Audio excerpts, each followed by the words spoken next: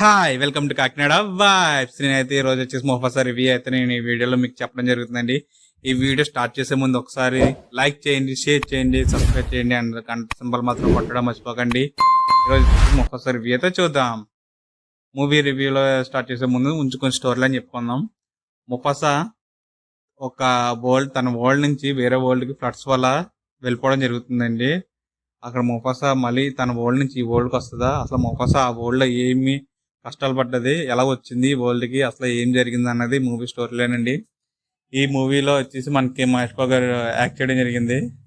మహేష్ బాబు గారు యాక్ట్ చేయలేదండి ఈ మూవీలో, జస్ట్ డబ్బింగ్ మాత్రమే ఇచ్చారు. చాలా మంది సెలబ్రేషన్స్ చూసి ఈ మూవీలో హీరో మహేష్ బాబు అని అనుకున్నారు, కాదు జస్ట్ వాయిస్ డబ్బింగ్ మాత్రమే ఇచ్చారు. ముఫాసాకి డబ్బింగ్ అయితే తన బెస్ట్ అయితే తను ఇచ్చారు మహేష్ బాబు గారు, చాలా బాగుంది. తన వెటకారం అయితే ఈ మూవీలో అయితే చూసాము. కొన్ని సీన్స్ అయితే కామెడీ అయితే చాలా బాగున్నాయి. అండ్ మెయిన్లీ బ్రహ్మానంద్ గారు ఆలీ గారి మధ్యలో అయితే కామెడీ సీన్స్ చాలా బాగున్నాయండి, డబ్బింగ్ లో కామెడీ సీన్స్. అండ్ మూవీలో అయితే విఎఫ్ఎక్స్ నెక్స్ట్ లెవెల్లో ఉన్నది. విఎఫ్ఎక్స్ చాలా బాగున్నది, ఆఫ్రికన్ సౌండ్స్ కూడా చాలా బాగుంది. అండ్ ఈ మూవీ పిల్లల కోసం అయితే ఈ మూవీ అయితే చాలా బాగా చూడొచ్చు. మెయిన్లీ ఫ్యామిలీని తీసుకుని పిల్లల్ని తీసుకుని ఈ వీకెండ్ అయితే మీరు వెళ్ళొచ్చు. 3Dలో అయితే చూడండి, 3Dలో చాలా బాగుంది మూవీ. అండ్ 2Dలో కూడా బాగున్నది, అంటే 3Dలో అయితే కొంచెం బెస్ట్ ఎక్స్పీరియన్స్ అయితే మీరు చూస్తారు ఈ మూవీలో.